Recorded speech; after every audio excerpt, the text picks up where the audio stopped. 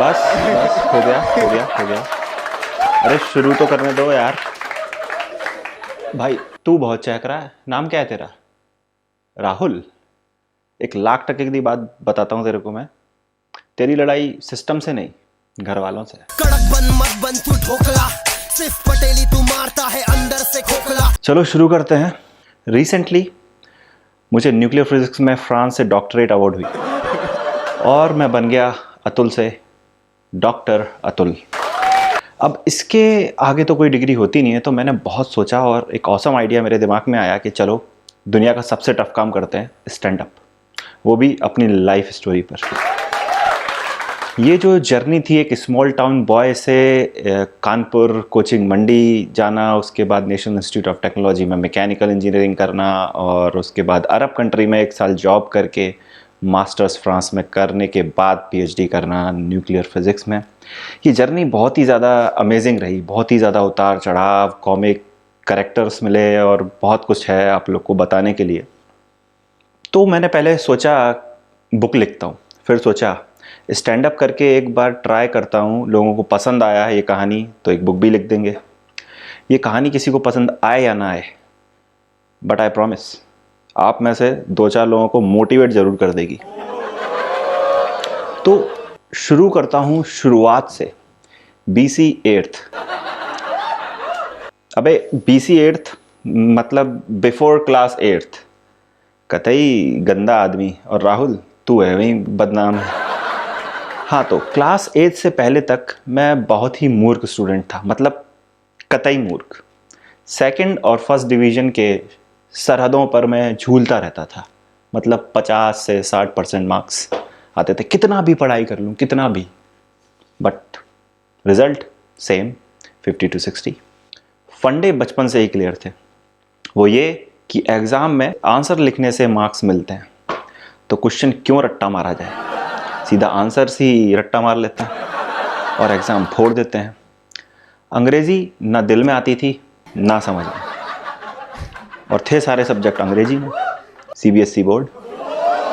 बहुत टाइम लगा समझने में कि गलती हो कहाँ रही है आखिर। तो यही गलती थी कि रट्टा मारना है तो मारो, लेकिन कायदे से, क्वेश्चंस के साथ आंसर रट्टा मारना पड़ेगा। अपन को याद है, अगर अपन याद करें कोई एग्ज़ाम की, तो एक एग्ज़ाम में पूछा गया हुमायूंस टॉम्ब की हिस्ट्री पर प्रकाश डालें। अपन को धुंधला धुंधला याद आया रट्टा मारे हुए में से कि औरंगज़ेब कैसे मरा, वो अपन को याद है।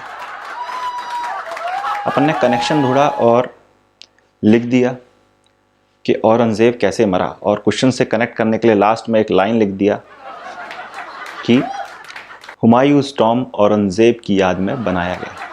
और ये आंसर, इतने बढ़िया आंसर लिखने के बाद में भी उम्मीद थी कि 5 में से 2 नंबर तो मिल ही जाएंगे। एग्ज़ाम से निकलते थे फुल कॉन्फिडेंस में, हमेशा मस्त एग्ज़ाम गया, क्योंकि अपन ने आंसर्स तो लिखे थे सारे के सारे सही, बस वो क्वेश्चन से मैच होने चाहिए थे तो मार्क्स मिलते, वो तो होने से रहा। और 4-5 जब रट्टा मारते हैं आप, तो एक आपकी लिमिटेशन होती है रट्टा मारने की, तो अपनी लिमिटेशन थी कि 4-5 लाइन से ज़्यादा का आंसर्स जो होते हैं उस पर अपन हो जाते थे सरेंडर, तो उससे आगे अपनी कैपेसिटी थी ही नहीं। तो एक बहुत दिनों तक सोचा कि मैं कैसे 4-5 लाइन से ज़्यादा के क्वेश्चंस को रट्टा मार पाऊँ। तो एक दिन मेरे को एक जामफाड़ आइडिया आया, मतलब कतई बहुत ही बढ़िया आइडिया, ऐसा लाइफ चेंजिंग आइडिया कि अपन को डाउट सा हो गया कि कहीं अपन इंटेलिजेंट तो नहीं। आइडिया सुनो ध्यान से और इम्प्लीमेंट भी कर लेना, कर सको तो।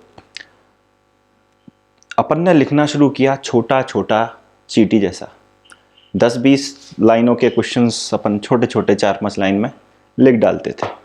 और इससे क्या हुआ, एक साइकोलॉजिकल प्रेशर कम हो गया दिमाग से कि यार लंबा क्वेश्चन का आंसर है, ये याद नहीं होगा, तो 4-5 लाइन देख के अपन याद कर लेते थे, याद हो भी जाता था। शुरुआत में थोड़ा ज़्यादा टाइम लगता था, फिर आदत हो गई।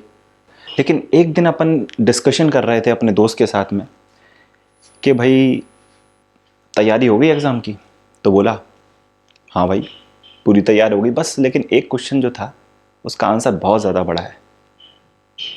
तो मैंने कहा दिखा भाई कौन सा आंसर है ऐसा जो इतना बड़ा है तेरे को याद नहीं हो पा रहा। तो उसने दिखाया, काफ़ी बड़ी हैंडराइटिंग में लिखता था, 1 पन्ने का आंसर था। और अपन ने अपनी कॉपी में देखा, सारा 6 लाइन में अपन ने निपटा दिया वो क्वेश्चन का आंसर।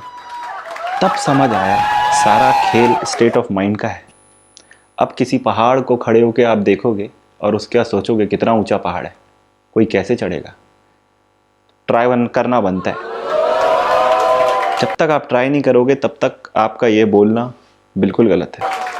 और ट्राई करने के बाद में अगर नहीं हुआ तो समझ लो कि आप उस चीज़ के लिए पैदा ही नहीं हुए, कुछ और चीज़ ट्राई करो, कोई ना कोई तो खूबी होगी। बस उसी खूबी की तलाश करो, खुद को पहचानो।